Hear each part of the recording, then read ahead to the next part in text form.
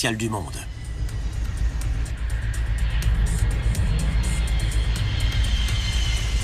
Le super gros porteur peut transporter jusqu'à 853 passagers, soit 40% de plus que son plus proche rival, ce qui en fait l'avion de ligne le plus rentable du moment.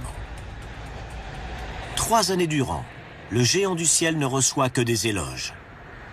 Jusqu'à ce jour de mars 2010.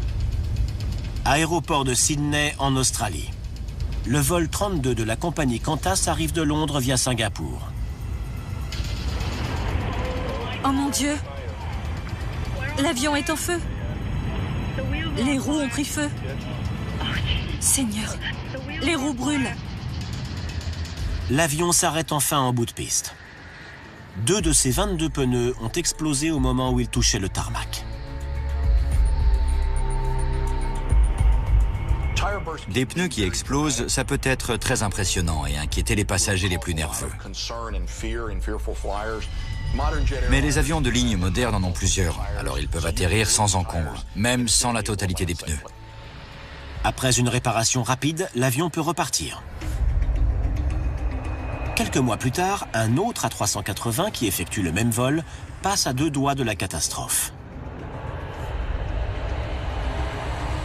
Novembre 2010. Cette fois, le vol 32 de la Qantas vient de décoller de Singapour.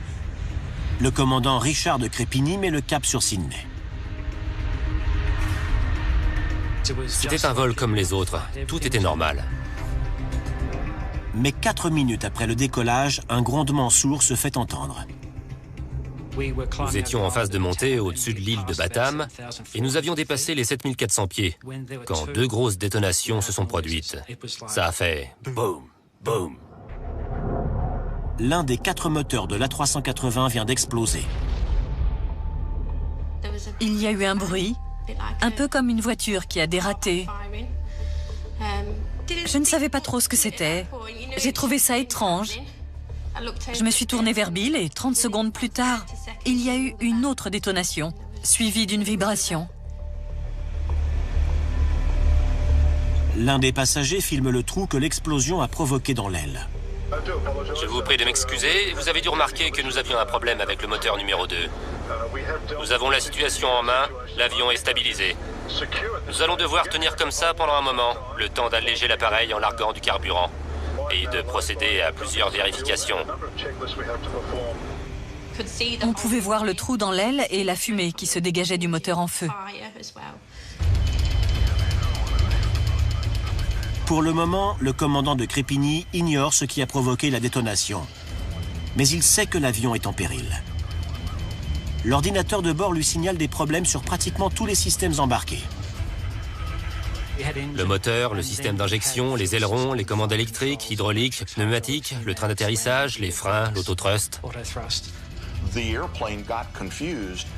L'ordinateur de bord s'est mis à mouliner. Il y avait tellement de signaux d'urgence à afficher simultanément qu'il a été submergé. Il est entré en conflit avec lui-même et a transmis au pilote une masse d'informations ingérables. Au même moment, des morceaux de l'appareil tombent sur l'île de Batam. La nouvelle du crash de l'appareil a circulé alors qu'il était encore en plein vol. Le commandant de Crépigny décide de retourner directement à Singapour. Les pilotes ne connaissaient pas l'ampleur des dégâts provoqués par la panne du moteur et les éclats métalliques. Mais ils savaient que l'avion était endommagé et ils ont, à mon sens, pris la bonne décision, c'est-à-dire revenir poser l'appareil. Pour atterrir en toute sécurité, le commandant de bord doit larguer du carburant. Mais une partie du système d'approvisionnement en kérosène est hors service. Il va devoir poser le mastodonte avec une surcharge de 50 tonnes.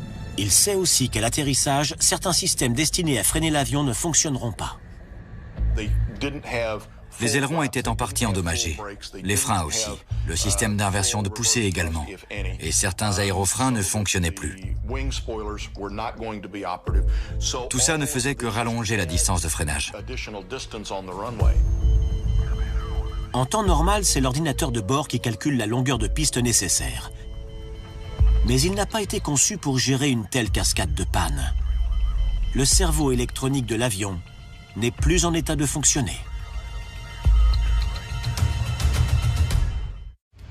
Le copilote calcule qu'avec sa surcharge, le plus gros avion de ligne civile du monde s'arrêtera à tout juste 120 mètres du bout de la piste de 4 km. J'étais complètement concentré sur la piste, sur la phase d'approche, sur la vitesse que je devais maintenir à tout prix. Les passagers prient, tandis que l'A380 se pose enfin à Singapour. Je n'ai jamais eu aussi peur de ma vie. Mais ce n'est pas fini. L'avion roule 64 km/h plus vite que la normale. Le système de freinage monte à plus de 871 degrés. L'un des moteurs refuse de se couper et une grosse fuite de carburant fait craindre l'embrasement à tout moment. À environ 200 mètres du bout de la piste, j'ai relâché les freins pour rouler encore une centaine de mètres, parce que je voulais arriver le plus vite possible près des camions de pompiers.